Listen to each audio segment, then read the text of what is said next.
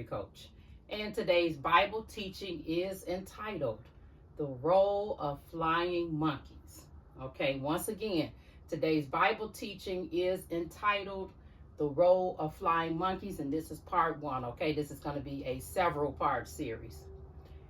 Flying monkeys are often other narcissistic individuals who have more of a passive stance when it comes to getting things done. For example, you have the vulnerable narcissist who does a lot of pouting, whining, and complaining, although they are usually not the ones pulling the trigger. They might have the power, but be afraid to use it, like in the case of Ahab and Jezebel. Vulnerable narcissists would rather complain about what they don't have due to life's unfortunate circumstances, their disadvantages, injustices against them, etc. And they feel their current status and or previous status quo, right? In life makes them entitled to whatever it is another individual might have. Never mind them actually working for it, building up, right, the generational wealth on their own, building up their business on their own, building up their calling / mission statement. Never mind how they're not doing any of that. And of course, with life circumstances and their disadvantages and injustices done against them, their situation is worse than anybody else's.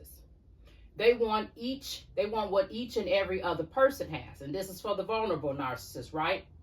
It should be theirs. And then 9 times out of 10, they will use other people to get what they want, but they won't pull the trigger themselves. Every now and then, you have the vulnerable narcissist who will go into stealth mode and figure out a way to scam others into getting what it is that they already feel should be theirs in the first place. They will often befriend other people who they idealize for their knowledge, wealth, influence, etc., / that they're envious of.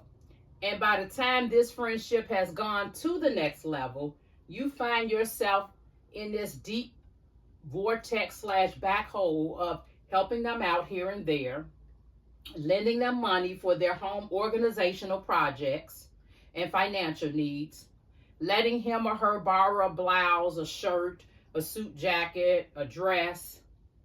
And this just keeps going on and on and on, spotting them $200 here and there. And then after a while, you'll never see those items again. They promise to pay you back, you'll never get the money back. They'll promise to give you back the clothes they borrowed, you'll never get the clothes back. So this is the whole kind of profile, so to speak, of the vulnerable narcissist, right? You slouch it off, you slug it off, like, well, they kids have it worse than me, because they've recited that over and over in your ears, right? In your face, right? In the text messages and the emails. They've literally created a movie out of it. My kids and I have it worse. So you slug it off. Oh, them and their kids have it worse. Their family has it worse. Their job is the worst. Their trauma is the worst. All the deaths they have experienced is the worst, right? And when you try to convince him or her that pain is pain, and we're not in the, business of rating and or comparing it, no comparison suffering contest, it still won't matter, because their situation is the worst. And that's the one thing you have to really be able to understand when it comes to the vulnerable narcissist, right? Vulnerable narcissists will find a way to be superior to you by being on the bottom of the ladder if they cannot be on the top. They have PhDs in misery, anger, resentment, entitlement, etc. That is the reason why the vulnerable narcissist is, and I repeat, is the perfect flying monkey, especially for the grandiose narcissist. And the vulnerable narcissist becomes a perfect flying monkey because every single thing that they are secretly wishing that they were bold enough to do or have, the grandiose narcissist is usually the one who is doing it. So the vulnerable narcissist becomes the president of the grandiose narcissist fan club when it comes to lifting them up. They like to live through these individuals. They look up to these individuals as if they are God himself. And in my experience, when it comes to the self-righteous cerebral narcissists, they are the perfect flying monkeys for other self-righteous cerebral narcissists, rather. And examples of that would be the Pharisees, right? You got a ringleader of the Pharisees, and then their disciples would be the flying monkeys. And then you've got Job's friends, who were an earlier version of the Pharisees. Eliphaz, the older one, right? So you got him as the ringleader, and then you've got Bildad and Zophar, who were the flying monkeys, right? And so it's just interesting when you look at the whole dynamics of it, how the grandiose and vulnerable narcissists are, and then you have the self-righteous being flying monkeys 9 times out of 10 for other self-righteous monkeys, for other self-righteous narcissists, rather. And so when it comes to the vulnerable and grandiose, sometimes the grandiose narcissist can actually have some of that malignant narcissism in it, because Jezebel would have people killed, right, with the snap of a finger, right? Like they say in the New York Minute, so to speak, right? The thing that I want to make sure I make a note of is the fact that not all flying monkeys are narcissists. However, 9 times out of 10, every narcissistic individual becomes a flying monkey to other narcissistic individuals. It's like there's some type of sixth sense inside of these individuals with this brokenness where they understand each other's pain, and it becomes a love-hate relationship between them. They can speak hate words about the other narcissists, but you better not. That's the thing about it, right? And when narcissistic individuals are at odds with each other, and one of them comes to you to talk about the other person, you better be careful about the comments that you make, even if they seem innocent and they are the truth. Even if it's not gossip, you got to be careful, because as soon as their love-hate relationship period is over, they're going to go back to being buddy-buddy. They're going to go to the other narcissist and mention everything you said to the narcissistic individual, right? Half-truths is what's going to be said, right? You're going to take away some and add some to it. If you got a person that deals with half-truth, you got a person that's addicted to drama. Everything you could say that you could possibly say and will possibly say could be used in the court of law, so to speak, when you are dealing with narcissistic individuals, right?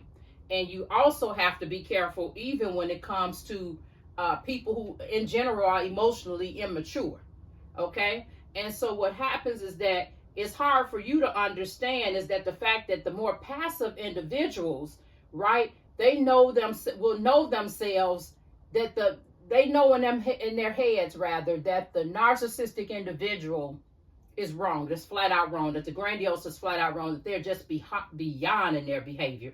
They know that they like attacking. They know they like bullying co-workers, ministry people, business people, family members, sisters and brothers in Christ, right? They know, and that all of this, but because that particular vulnerable narcissists have not taken care of their deep-rooted shame, their other issues, the last thing they want to do is to rock the boat with a grandiose narcissist.